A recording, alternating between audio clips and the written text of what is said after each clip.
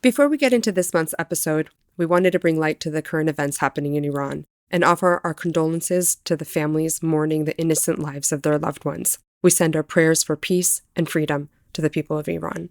Thank you. This is Modern Persian Food, a culinary podcast for today's food enthusiast. We talk about classic Persian flavors, modern recipes, and embracing culture and identity through food. I'm Bita. And I'm also Bita. Welcome to our show.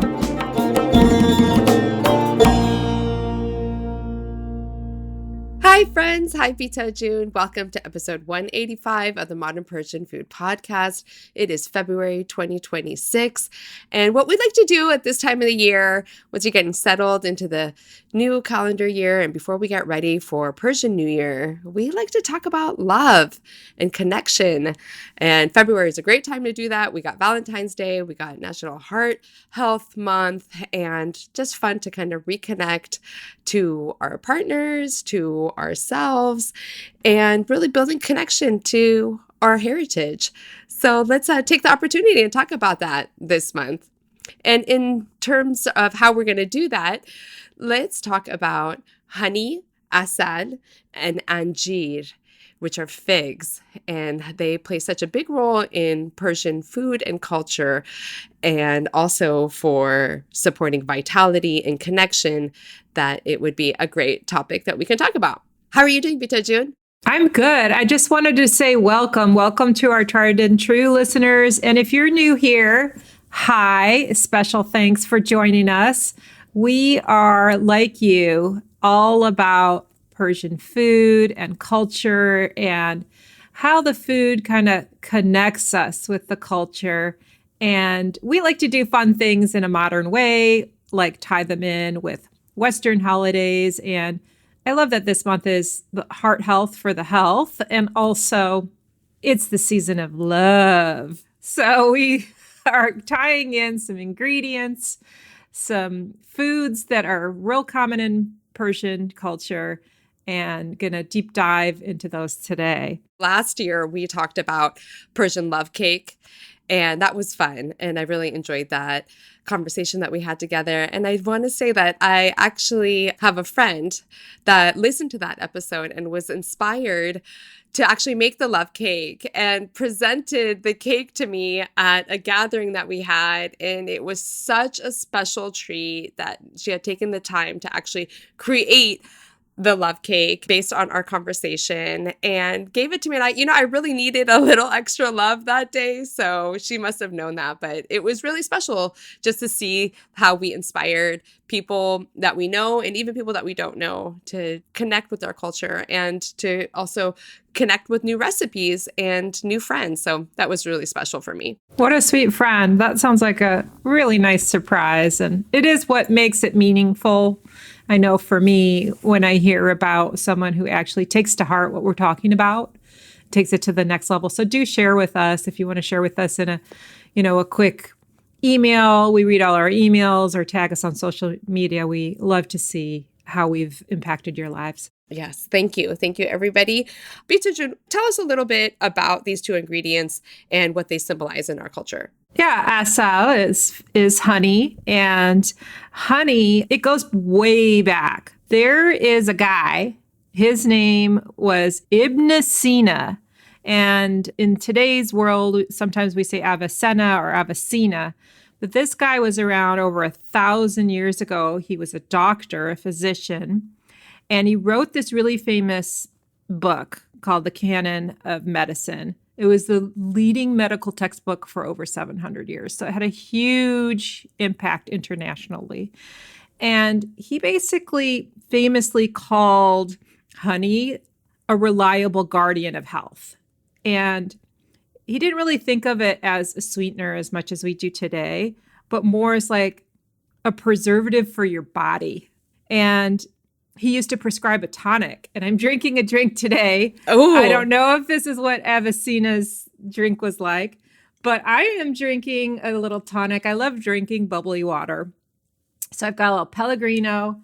I put some honey in it and a little salt, and you'll see, Beata June, you can see that I also put some dissolved bloomed saffron, which is also a mood Oh, lifter. And I beautiful. kept this warm. So what Avicenna was really known for was he put down this theory of how foods either warm your body or cool down your body. And honey is one that warms up your body. And so I wanted to keep my drink warm. So there is a drink in Persian culture called sakanjabin. We've talked about it before.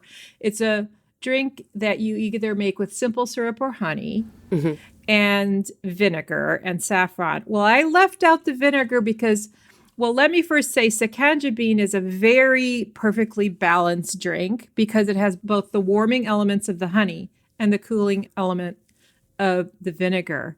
And so it's kind of like a perfectly balanced drink. But since we're in the season of love, I wanted to keep things hot. And so I kept mine just with honey, and saffron, I believe is also warming. And I put salt in mine with a little modern health twist.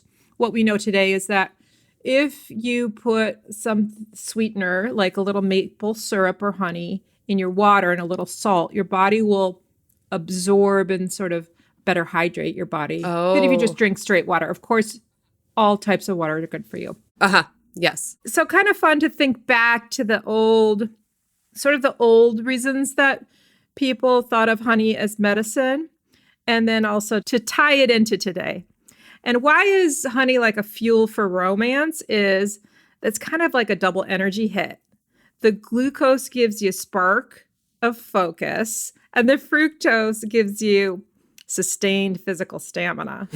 So, I mean, it makes sense that this is why people have always sort of said teaspoon of honey for colds. It's also good for fatigue, and it helps you maintain like your vitality and your youth. So I'm all about it. It also has boron. And what boron is basically, it helps to regulate estrogen and testosterone. So these are all good things to talk about this time of year. Yeah, I love it. I mean, it adds like a nice gentle balance to a drink when you add honey. For people who are looking not to have straight sugar, like myself, this is like a great alternative that you can get a little bit of sweetness. I love honey. I have great memories of visiting Iran and going to Damavand and getting really thick amber colored honey that you would have like with your breakfast with like a little bit of toast and maybe like a little bit of butter or a little bit of cheese and have like this thick honey, which is super delicious. Sekanjabin is a great use of honey. We're going to talk about a few other recipes here later on in the show that utilize honey. And I love trying to incorporate it, wanting to have something warm and cozy. You shouldn't actually, I've learned, to put it in super boiling water because the health benefits can deteriorate a little bit. So just kind of finding a balance. And especially if you're not feeling good or have a sore throat, I'll use actually like a concentrated honey water instead of like a cough syrup for my kids sometimes. So that's just other uses that you can use it for honey. Yeah, you're on the right track. I mean, sugar as a sweetener has zero nutritional value, while honey does actually have some nutritional value. I'm often asked as a health coach, what should I use? Is there a lot of choices out there? Artificial sweeteners? Should I use honey? Should I use maple syrup? Should I use agave syrup? And I always say honey. Honey, and if you can get the raw unfiltered, that's really key as well. The heat does sort of kill some of the enzymes and removes the pollen, turning it back into something sort of closer to sugar. Yeah. Yeah. And I also remember having that honey with the barberry bread and the creme fraiche. It still to this day is one of like the most comforting things for me to have is this piece of toast with butter and honey. It's just so good. And it's in a lot of our sweets. It's in a lot of our Persian delicacies. Either have simple syrup or honey, and it's just so flavorful. Well, let's not forget about the fig, the fruit of vitality. And talking about our ancient doctor Avicenna, he would refer to these figs as basically the fruit of vitality, and he considered it to be one of the healthiest fruits of the time, way back then in ancient Persia. He considered it to be the symbol of fertility and abundance. And I think many cultures did. If you think back to what a fig tree looks like, the little figs hanging down, they're like, look like seeds. And it's like a sensual fruit that has tie-ins to fertility and the sweetness of life. And so, yeah, I think both of these things, it's like a celebration of love. In terms of the nutrients of figs, they are kind of a hormone hero. They have zinc, which is a really critical mineral for hormone production and libido. And they also have some magnesium. Magnesium helps your muscles to relax. And so, get relaxed, get in the mood, get your hormones going. Yeah. I could see figs being a very sensual fruit. I mean, you could really eat them anyway, but I actually really love like just breaking into them and like pulling them apart, and you see the insides of like the flesh is all red and has all these seeds in it, and it's like super soft. So I actually love just breaking into them with my hands. I eat it with the skin on. I'll even like put it on yogurt or just eat it plain. But I do love figs, and I can see how they can be a very sensual fruit. They're also considered a hot food Garmi. in the old Persian medicine. So that's what I'm talking about when I'm talking about Avicenna and the hot colds and the cold foods, is what they do to your system. And this one is figs are another warming fruit. So I think it makes sense to me that warming foods would be something that if you're in the mood for love, maybe you don't want to crunch on a cucumber. I think honey and figs are going to feel more like, getting your heart pumping. Yeah, exactly. While we're on the topic of it, do you want to maybe talk to us a little bit about what you're doing in your health coach practice and how some of this kind of relates to that? Sure. I mentioned it briefly, but yeah, I got to ask a lot of questions. What sugar, what sweetener is best? I always say that a little bit of sugar is probably better for you than an artificial sweetener. Your body doesn't know what to do with an artificial sweetener. It confuses your body and it thinks it's sugar and it doesn't do you any favors. And so it depends, why not just have just a pinch of sugar or a natural source like honey? My health coaching is going great. Thank you so much for asking, Beata June. For any of you out there that are interested, and maybe you've always wondered what it'd be like to have a health coach. Good news, I do have a code that you can submit to insurance and try to get reimbursed for services rendered. So that's pretty cool. But yeah, I mean, what is it that I do? I help with kind of setting up your goals for the week. And that could be around any of the pillars. Food is a big one, but also sleep, movement, mindset, environment, setting up your systems. These are all part of it. So I'm passionate about what I do. Thanks for asking. Yeah, absolutely. We'll link to your site in the show notes. So if anyone wants to maybe make a connection with you or learn more, they can contact you directly. Thank you. Yes. Coach Bita Wellness. That's right. Thanks. Awesome. All right. So let's keep going about these figs and honey. When we're talking about like Persian culture, these definitely both play a role. I do want to say, though, that like the greatest mood setter is really emotional connection that two people have together. So, I don't think you can really make love happen without that as the initial thing. But we definitely use a lot of kind of terms of endearment in Persian language, sometimes referring to different fruits or actually parts of the body when you're talking about your loved ones. So like asalam or juneman or something like that. Asad is honey. So like my honey, or like June is like your like dear, my dearest, different types of words. And we also see like honey play a role even when people get married, at the sofre akh, the beautiful setting that we lay out in front of the bride and groom before they get married with symbolic items that they will hopefully encounter in their love and life together. And one of them is honey. And honey, at the end of the ceremony, the bride and the groom both dip their fingers in a glass or a vessel of honey and put it into the other person's mouth. And that's the first taste of sweetness that they have as a married couple. And I think it's such a beautiful tradition and the connection there. So we see it kind of like playing a role there. And yeah, it's like the little like pet names are always fun. Yeah, we call each other Beata June, which we've been going for 6 years now. But in the initial days, obviously we're both Bita.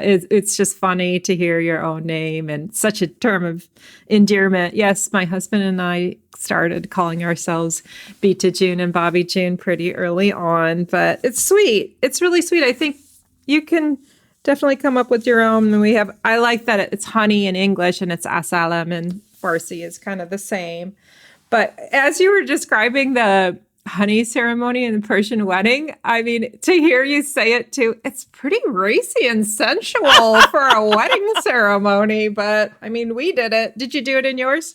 Yeah, we definitely did it. And that was a fun thing. Our cross-cultural wedding definitely had a cross-cultural audience as well. So it was kind of fun for them to kind of see like, oh my God, they're putting their fingers in each other's mouths in front of everybody.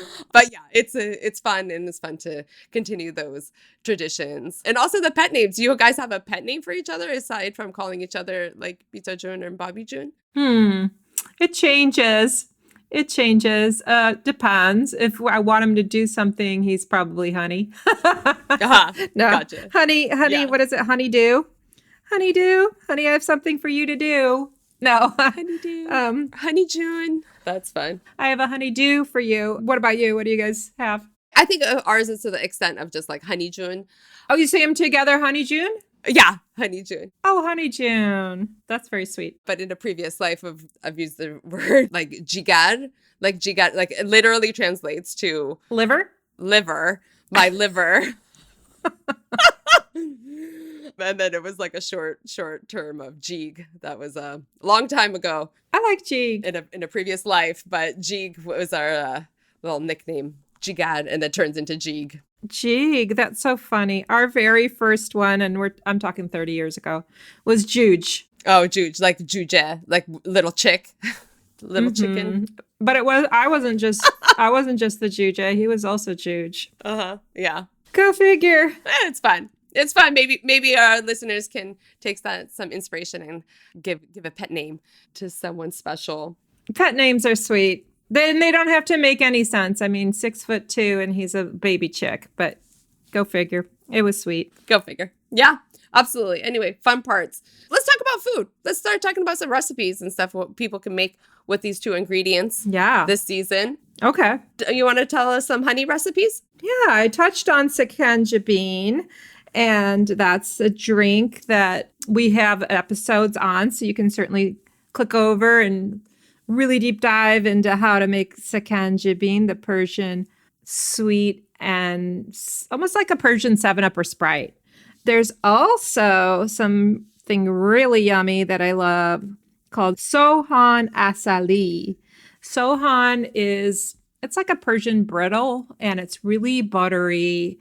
It's called sohan asali, and there definitely are recipes using honey, but for whatever reason, it's also made with simple syrup, even though it's called sohan asali. Honeyish sohan. That's really good. Yeah, the sohan asali is like, it looks kind of like honeyish. It's like kind of caramel. There's two different types of sohan. So there's the sohan asali that you're talking about that's kind of looks like stained glass, like a honey-colored stained glass that has little pieces of almond in it. And they're usually like small, like coin size pieces. And then they have the sohan sunnati, which is more of like a dark brittle that I have fond memories of seeing being made in Rome. But that's like a darker sohan. Thank you for making that distinction. Okay, asali is more like hard candy. Yeah. More like a hard candy, and I can picture it now when you say that you could almost like, it's almost translucent and you can see through it. Whereas the other sohan, the buttery one that I was thinking in my head for a minute, is more like a toffee or a brittle almost. Yeah, exactly. Buttery, yeah. They both have a lot of saffron, and they are delicious. Yeah, that sounds good. And yeah, I love that. And then sekanjabin also, so it's a syrup that you can make into like a fun drink. You know, like you mentioned, like a 7-Up or like a sweet soda type of thing if you use the sparkling water. You can also use sekanjabin as a dip for romaine lettuce or like a salad. So that's also really delicious and a fun thing to eat, very kind of interactive, dipping into like a little bowl of the syrup with your lettuce all rolled up. Yeah, it's really good in the summertime, and you can make a modern version and have it just be a salad dressing. Mm-hmm. Yeah, exactly. What else could you make with some honey? Well, we like to use honey to make versions of salmon. We'll use it to make, a glazed chicken. I took a cooking class with my daughter. It was a Greek cooking class, and we made some really delicious grilled halloumi. And the halloumi cheese is almost like a soft, not quite a salty version of a feta. It's like a Greek cheese. And it's kind of soft, and you can actually grill it like a meat. And then we made a spicy red pepper spread and drizzled it with honey. It was really good. We love hot honey also to have kind of the spicy sweet combo. And I just use honey a lot. I make energy balls in modern day here with like almond butter. Dates are another great sweetener. Honey, oats, and maybe some seeds in there. Those are the main ways that we use honey. How about you? All those ideas that you said all sound great. I'll just even just get a spoonful of honey and just kind of like eat it, like suck on it a little bit and just have that. But yeah, it's definitely delicious and I love it. Also figs. So let's talk about some like fig recipes, which I love. The fig recipes, if we wanted to look at like kind of like old world recipes of figs, one recipe that I have that is just so special is a fig jam recipe where it actually keeps the shape of the fig through the whole cooking process. And then when you are actually serving it, each little piece is like the whole fig, a little mini fig that is in jam form. And that's super simple to make. You really just need a few ingredients. It's one of those Persian jam recipes that doesn't need any additional pectin or a lot of ingredients, really just like beautiful ripe figs. Making the jam, it does take a lot of sugar. So the way that I make it is like I get the figs and then prick them with like a toothpick and then let them sit in like a bowl of sugar for like a few hours. And then cook them slowly in like a shallow pan so that the shape of the figs keeps intact. And then cook it slowly until the sugar like gets thickened and the natural pectins of the fig comes out. And it's such a special jam. It like looks so beautiful, and you can get that ready made too. So I encourage people to experiment with that. I don't know if you've ever seen this, but have you seen like the really small, like from Iran, tiny dried figs that are like in their little shape? Those are always really fun in like a aji, like a trail mix. And, any kind of like dried fig is really special. Like I remember even like growing up, like where we didn't have access to as many different varieties, they would come like on like a rope. Oh, yeah. Did your family ever have that? I've seen that. Mm-hmm. I have seen that. Maybe I think I remember it in Turkey. Mm-hmm. Yeah, they may have probably been like Turkish figs that we were getting back in the day here in the Bay Area when I was a kid. But yeah, they're so good. And then these days, like I just love even just fresh fig with prosciutto. That's like a fun thing that I'll do, that I'll just kind of pull together and either just wrap it with just the prosciutto or put maybe a piece of hard cheese, like a manchego or something right in there and then wrap it up. And those are like fun little appetizers that you can just take like a cheese plate and kind of like elevate it a little bit. And just really anyway, like figs are just so delicious. I love it. I like, mention like I'll put it like in morning yogurt or just have it like sliced and like on a fruit plate. That is really delicious and sounds like it's super healthy and always helping me get into a better mood, which I could always use help on. Yeah, well, those are all really great ideas, Vita Jane. Wow. My extent of using figs is probably on a cheese or charcuterie board. And in those ways that you said of just kind of cutting it in half, it looks really pretty on the inside. But your jam, I could see that. I can picture it, how pretty it is, how cool it would be in a big jar and just to take to someone as a gift or to have on your counter. Really lovely. They really are beautifully shaped fruit and the color of them and everything. So all those ideas sound so good.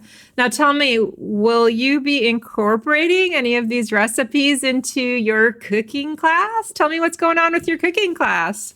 Yeah, things are coming along really well with the cooking class. I've been really enjoying inspiring people and making Persian food more accessible for them. So yeah, definitely, like I think that figs and honey are like great staples to put into the cooking class. And really it's just a way to like kind of build connection. These flavors that our ancestors have been eating and tasting, for such a long time in our past. And especially now when people are kind of looking for a way to connect, especially with all the turmoil going on in the world and in the Middle East and freedom, that these flavors that have been just such a part of our history and bringing it into our everyday lives and bringing it into our weekdays and entertaining. And I try to make that accessible to people. So thank you so much for asking. I'm excited to share it with more people. I have a class later this month that's a little bit of different format. I'm going to be doing it with a family of 4, 2 adults and their 2 kids. So I'm excited about that. And it's been a great way to connect people, coworkers, friends, and I can hope to continue to do that more this year as well. Oh, that's wonderful. It's really meaningful and great way to share about our culture in a super direct way. Awesome. Best wishes with your upcoming class. Thank you. Thank you. So this was fun. I hope that we've inspired you to take a look at these ingredients and use them in a new way this month, and also to, again, build your connection with your peers and with yourself, and hopefully have an amazing February. Yeah, happy Valentine's Day, Juna. Masalam. Salam jigaram. Jigaram. Take care, everyone. Thank you. And until next month, with Persian New Year is coming up fast. Woo-hoo. So we hope to share some ideas with you and celebrate the beginning of spring. So excited. Until next time. Bye. Bye-bye. You've been listening to the Modern Persian Food Podcast with Beata and Bita. Thanks for spending time with us. If you've enjoyed what you heard today, consider telling a friend or giving us a good rating. You can subscribe to our show for free on your favorite podcasting app, or find us online at modernpersianfood.com or on Instagram for the recipes and information we talked about today. We'd love to hear your thoughts, and see you next time.